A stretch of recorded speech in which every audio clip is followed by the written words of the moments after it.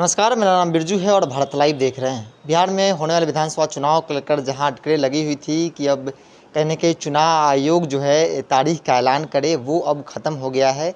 चुनाव आयोग ने आज दिल्ली में प्रेस कॉन्फ्रेंस कर तारीख का ऐलान कर दिया है। बिहार विधानसभा चुनाव जो है 3 चरणों में होगा। साथ ही साथ 28 अक्टूबर का पहला चरण जो चुनाव होगा और दूसरा चरण जो है 3 नवंबर और 7 नवंबर के साथ ही 10 नवंबर को जो है परिणाम घोषित कर दिया जाएगा। अब हम इस वक्त मेरे साथ है जन अधिकार पार्टी के नेता और सह प्रवक्ता प्रेमचंद्र सिंह। क्या लगता है, चुनाव का ऐलान हो चुका है, डेट का ऐलान हो चुका है, तैयारियां कैसी है? तैयारियां मेरी पार्टी का आज से हो रही हैं। हमारी पार्टी बिहार विधानसभा चुनाव में पूरी 243 सीटों पर पहले से तैयारी कर चुकी है। पहले ही हमारे नेता आदरणीय राष्ट्रीय अध्यक्ष पप्पू यादव जी ने सीटों का काफ़ी पहले से बंटवारा घोषणा कर चुके हैं और बिहार में इस बार जन अधिकार की सरकार निश्चित तौर पर बनेगी। ये मैं यूं ही नहीं कह रहा हूँ। जब जब आप जाएंगे गाँव के उन तमाम चौराहों पर, हर घर में, इस पटना में चाहे कुम्हरार विधानसभा हो या दीघा या बांकीपुर या पटना साहिब या फतुहा या दानापुर और 243 विधानसभा की कोई भी ज़िला हो, सभी ज़िलों में हमारे पार्टी की नेता, कार्यकर्ता और उम्मीदवार अपनी संपूर्ण तैयारियां पिछले 5 साल से हमारी जो पार्टी की चल रही थी वो अंतिम चरण, अंतिम दौर में सब लोगों का है।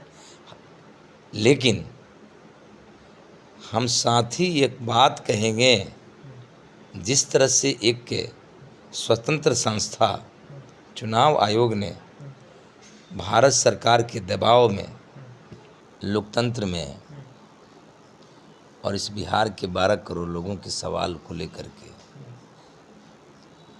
हम जब सेवा शुरू करते हैं, जब हमारे नेता मदद के लिए चलते हैं, आवाज़ बुलंद करते हैं, तो राजनीतिक दल है हमारा। हम संगठन का काम, बूथ कमेटी का काम, हमारा मैनिफेस्टो जो प्रतिज्ञा पत्र आया, हम तमाम सारी चीज़ें, भैया सच है कि 29 नवंबर इस सरकार के उम्र का अंतिम दिन है। इस सरकार जो बहला फुसला करके भोली भाली जनता को, ये नीतीश कुमार जी जो चुनाव जीते, ये भाजपा के नाम पर जीते क्या? लेकिन कुर्सी के लिए भाजपा से साठगांठ कर लिए न बीच में। तो इनके रवैये के खिलाफ, इनकी जो अभी तक की चाल प्रपंच, छल प्रपंच रही, इसमें जन अधिकार पार्टी अपनी ओर से जनता को बताना, जगाना, खबरें इनकी पहुंचाना कि ये कैसे कैसे कुकृत कर रहे हैं, घोटाले कर रहे हैं, जनता को नकारा ये व्यवहार कर रहे हैं जनता से, और संगठन से लेकर के सारी चीज़ें। अब कितने दिन है नवंबर में? तो हमारी तैयारी तो चल ही रही है। लेकिन हम लोग तो एक मांग शुरू से, हमारी पार्टी और नेता का कहना ये है, जब कोरोना जैसी महामारी है, जब आपके ही एनडीए घटक दल के प्रधानमंत्री भाजपा के ने ट्रंप और सरकार बनाने के लिए पूरी हवाई जहाज, अंतर्राष्ट्रीय हवाई जहाज को फ्री रखा, जब संक्रमण का रोग कहीं दूर दूर तक नहीं था, ट्रंप और भाजपा की सरकार जो महाराष्ट्र, मध्य प्रदेश में कांग्रेस के हटा करके इन लोगों ने जो बनाया, तो इन लोगों के द्वारा जो प्रपंच रचा गया, इसमें ये खुद फंस रहे हैं। फंसने का मतलब सीधा है कि ये जान रहे थे कि कोरोना काल है, इनको पता है कि हम बाढ़ में लोगों को सही राहत नहीं पहुंचाए हैं। हम कोरोना से मजदूर जो इस देश के प्रत्येक कोने से बिहार आ रहे थे, उनके साथ हम उचित और व्यवहार नहीं किए हैं। हम छात्रों को और इस देश के नागरिकों को, खासकर बिहार के लोगों को, इसलिए इन लोगों को डर है कि आगे चुनाव यदि होता है तो शायद कहीं हम दहाई अंक में भी ना पहुँचें। एनडीए घटक का दल है, सुन लीजिए मेरी बात। और इसलिए इन लोगों को हड़बड़ी में एक बार पुनः बता दूं कि इन लोगों का वही धनबल के नाते ये लोग चुनाव बलबूते उसके सहारे जाना चाहते हैं। आप गौर कीजिएगा, अभी भारत सरकार का जिसका समर्थन नीतीश कुमार ने किया है, नई कृषि नीति का, वो क्या है भैया? ये मोबाइल जो बनाएगा वो अपना दाम तय करेगा, ये टीवी जो बनाएगा वो अपना मूल्य तय करेगा, जो 4 चक्का वाहन, छोटा बड़ा वाहन जो बनाएगा वो अपना मूल्य तय करेगा, जो किसी भी तरह का फर्नीचर से लेकर के कुछ भी गुड्स, इलेक्ट्रॉनिक से लेकर इलेक्ट्रिकल्स का तैयार करेगा वो अपना मूल्य तय करेगा। जिससे इंसान की ज़िंदगी जिया जाता है, वो ज़िंदा रखने के लिए कौन मेहनत मजदूरी करता है? इस देश और दुनिया का किसान मजदूरी करता है। और आज आपकी नीति सीधे कह रही है कि पहले भी इन लोगों के द्वारा किसानों के मूल्य को हमेशा अपने सरकार निर्धारण करती है, लेकिन ये नीति जो है, किसान जब अपनी आवाज़ उठा रहे थे, चाहे विदर्भ के किसान हो, चाहे महाराष्ट्र और मध्य प्रदेश के किसान हो, चाहे हरियाणा पंजाब के किसान हो, या हिमाचल, उत्तर प्रदेश, बिहार, पंजाब, बंगाल और उड़ीसा के किसान हो, तमिलनाडु और मद्रास से लेकर के बेंगलोर के किसान हो, कर्नाटक किसान हो, सभी किसानों ने जब अपनी बातें सरकार को रखी, सरकार को डर हो गया। आनन फानन में इन्होंने विधेयक लाया और नीतीश कुमार जी ने समर्थन करके, क्योंकि बिहार में चुनाव है, इनको पता है कि बिहार की कुर्सी जानी है। चुनाव आयोग, मैं तो कह रहा हूँ कि चुनाव आयोग एक स्वतंत्र संस्था आज केंद्र सरकार के गोद में खेल करके, बैठ करके बिहार के साथ जो नाइंसाफ़ी, बिहार के लोगों के साथ जो नाइंसाफ़ी का ऐलान किया है, आज का दिन बिहार के 12 करोड़ और 7 करोड़ 89 लाख जो उनके अनुसार मतदाता हैं, उनके साथ ये धोखा का काम किया गया है। इसलिए हमारी पार्टी संपूर्ण इनके ऐलान का विरोध करती है, हाई कोर्ट और सुप्रीम कोर्ट जाने की तैयारी कर रही है। हम जाएंगे, क्योंकि जब कोरोना लगातार घट रहा हो और बढ़ रहा हो और हाल के दिनों में उछाल ले रहा हो, दोबारा बिहार में तिवारा बाढ़ की भीषिका भीषण रूप से आम आवाम, किसान, मजदूर को तबाह किया हो और इन लोगों को कुर्सी दिखाई दे रहा हो चुनाव आयोग के सहारे, इसलिए इनकी दोनों की एनडीए की साठगांठ को हम उजागर करने के लिए कोर्ट का सहारा लेने जा रहे हैं और कोर्ट के सहारे इन लोगों को बेनकाब करेंगे। और निश्चित तौर पर अंतिम दम तक हमारी पार्टी और हमारे नेता आदरणीय पप्पू यादव जी बिहार के 7 करोड़ 89 लाख मतदाता और 12 करोड़ लोगों के हित को लेकर के चुनाव को टालने का मांग करते हैं। बिल्कुल, आज कृषि बिल को लेकर जनता पार्टी सुप्रीमो अपने समर्थकों के साथ सड़क पर उतरे थे, लेकिन इस बीच एक आरोप आप लोग पे लगता है कि जो जनता पार्टी के जो कार्यकर्ता थे वो कहीं ना कहीं जो बीजेपी दफ्तर पे हमला, ऐसा आरोप लग रहा है आपको? अच्छा, एक बताइए, बीजेपी के दफ्तर बिरचन पटेल पद पर, जदयू का दफ्तर बिरचन पटेल पद पर, राजद का दफ्तर बिरचन पटेल पद पर, जन अधिकार पार्टी का फ्रेजर रोड इनकम टैक्स के बगल में मंदिरी।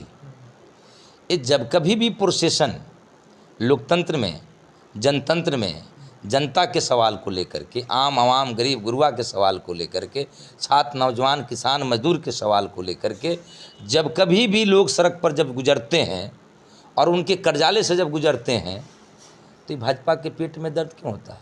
भाजपा के कार्यालय में बैठे उनके गुंडों और नेताओं को दर्द क्यों होता है? और वो लोग प्रभोग करते हैं और लोगों के रास्ता में अवरोध करते हैं रास्ता को, और अवरोध कर अपने घर में शेर बनते हैं। बने ना जनता के बीच में चल करके शेर। जन अधिकार पार्टी के कार्यकर्ता जो सड़क पर उतरा था ना, उनके कार्यालय से होकर गुजर रहा था, उनके कार्यालय में नहीं जा रहा था। प्रभोग किया जाता है, घेरा जाता है, अभद्र बातें और गालियां दी जाती है। क्या इनके साथ जो सरकार बनाए हुए हैं लोग, जदयू के साथ इन लोगों का खूनी संघर्ष नहीं हुआ है? राजद के साथ खूनी संघर्ष नहीं हुआ? माले के साथ इनकी खूनी संघर्ष नहीं हुआ है भाजपा के? ये भाजपा अपनी कार्यालय नहीं, ये गुंडे पाल कर रखे हुए हैं। हम तो मांग करेंगे बिहार के डीजीपी से कि भाजपा कार्यालय में एक बार रेड कराया जाए। कितने हथियारों और हथियारबंद तस्करों का वहाँ पर अड्डा बना हुआ है, कितनी लाठियाँ रहती है, कितने भाला फेरसा इनके पास रहते हैं। ये कहाँ से अचानक भाला फेरसा आ जाता है? कहाँ से लाठी आ जाती है? कार्यालय तो कार्यकर्ताओं के चिंतन और मंथन का चीज़ होता है ना, नीति निर्धारण के लिए ना होता है। साथ ही हम बिहार विधानसभा के अध्यक्ष और भवन निर्माण विभाग के मंत्री और उनके चीफ सेक्रेटरी से मांग करेंगे, सांख्यिकी विभाग के चीफ सेक्रेटरी से बात करेंगे कि अविलंब भाजपा के कार्यालय को बिरचंद पटेल से हटाया जाए। ये कोई पहली बार है? कांग्रेस के लोग गुजरते हैं प्रोसेशन लेकर के, जब जाते हैं सप्तमूर्ति तो उन लोगों से झंझट हो जाती है इन लोग। ये क्या है? ये कार्यालय नहीं, गुंडों का अड्डा है, वो अपराधियों का अड्डा है। और हमारे छात्र नौजवान प्रोसेशन लेकर के लौट रहे थे बीडी कॉलेज के छात्र थे। हमारे प्रचार वाहन की गाड़ी जो प्रोसेशन की गाड़ी थी, उस ड्राइवर का घर भी उधर ही पड़ता है। सच्चाई को जानिए। मैं बताना चाहता हूँ भारत लाइव आपके चैनल के माध्यम से इस बिहार और देश की जनता को, जब खाली हाथ और निहत्थे हमारे कार्यकर्ता जब जा रहे थे, हमारे नेता राष्ट्रीय महासचिव पूर्व विधायक रामचंद्र सिंह यादव भी अपनी गाड़ी से जा रहे थे। पहले भाजपा के गुंडों के द्वारा रोका जाता है, अभद्र गालियाँ और बातें और प्रभोग किया जाता है। छात्र नौजवान जब उनको लोकतंत्र में उनकी बातों को लोकतांत्रिक तरीके से जवाब देते हैं और मीडिया को बयान दिए हुए पोजीशन में मारा गया है। पहले से षड्यंत्र रची गई थी। हमको भी पता है कि किसी भी राजनीतिक संस्था और किसी कार्यालय पर जा कर के हम प्रदर्शन बिल्कुल नहीं कर सकते हैं। लेकिन एक सवाल है कि जैसे महागठबंधन से उम्मीद की जा रही थी, नेता पर आपके जो नेता है वो लगातार कह रहे थे कि अभी भी मौका है बिहार बचाने का। अब आरएलएसपी जो है वो अपना स्टैंड साफ करने लगी है, वो कहीं ना कहीं महागठबंधन से तेजस्वी यादव को मानने से इनकार कर रही है। भैया, महागठबंधन में अहंकार का गठबंधन है। हमारे नेता आदरणीय पप्पू यादव जी बहुत पहले कांग्रेस आरएलएसपी और सहनी जी को कह दिए थे, मांझी जी को भी कह दिए थे कि निकलिए वहाँ से। अहंकार के साथ आप लोगों का रिश्ता नहीं रह सकता है। अब वहाँ सिर्फ बिहार को बीजेपी से हटाने और जदयू को हटाने से ही लड़ाई वहाँ नहीं है। वहाँ एक ही परिवार, एक ही व्यक्ति, एक ही बेटा मुख्यमंत्री बन जाए, इसकी वहाँ जदोजहद चल रही है। आरएलएसपी आ सकती है, अगर आएगी तो क्या करेंगे? हम स्वागत करेंगे। स्वागत करते हैं बिल्कुल, आरएलएसपी हो, लोजपा वहाँ से एनडीए से आ जाए। चल रही है। हम कांग्रेस को कहेंगे कि आप आइए, एलजेपी रालोसपा का अगुवाई कीजिए और जन अधिकार पार्टी आपके साथ होकर के आपको सहयोग करेगी। जन अधिकार पार्टी भी आपके साथ देगी। आज रालोसपा मांझी जी चले गए। हमारे नेता तो मांझी जी को बहुत पहले से कहते रहे थे कि मांझी जी निकलिए। इन चंडाल चौकड़ियों के बीच से। एक परिवार का जो चंडाल चौकड़ी है, कहाँ फंसे हुए हैं। लेकिन माझी जी बेचारे बुजुर्ग आदमी हैं, उनको निर्णय लेने में देर हुआ।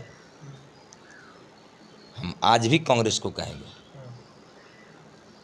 बिहार मांग रहा है कांग्रेस को, खोज रहा है कांग्रेस को, और उम्मीद लगाए हुए जन अधिकार पार्टी पर। इनको निकलना चाहिए उस गलत लोगों के महासमर से। धन्यवाद। चलिए, साफ तौर पे इन्होंने कहा कि जो इलेक्शन कमीशन का जो भी बातें जो तारीख का ऐलान किया है उसका विरोध कर रहे हैं। इसके लेकर ये सुप्रीम कोर्ट, हाई कोर्ट तक भी जा सकते हैं। और हालांकि आरएलएसपी को लेकर भी इन्होंने साफ कर दिया कि आरएलएसपी आती है तो उनका स्वागत करते हैं। आरएलएसपी नहीं, साथ साथ एलजेपी चिराग पासवान का भी ये लगातार पहले से स्वागत कर रहे हैं। अब जो आरएलएसपी को भी ये बुला रहे हैं कि आइए मेरे साथ, जनता पार्टी के साथ। कांग्रेस को भी बुलावा है। कांग्रेस को लगातार पप्पू यादव जो है पहले से ही कांग्रेस को कहते हैं कि बड़े भाई की भूमिका में आप आ सकते हैं। तो फिलहाल कितना है जुड़े भारत लाइव के साथ। नमस्कार। बढ़ाएं अपना कदम सक्सेस की ओर शिखर करियर इंस्टीट्यूट के साथ। शिखर करियर इंस्टीट्यूट पूर्वी भारत में एकमात्र कोचिंग संस्थान जो एक्सक्लूसिवली है मेडिकल एंट्रेंस एग्जाम के लिए।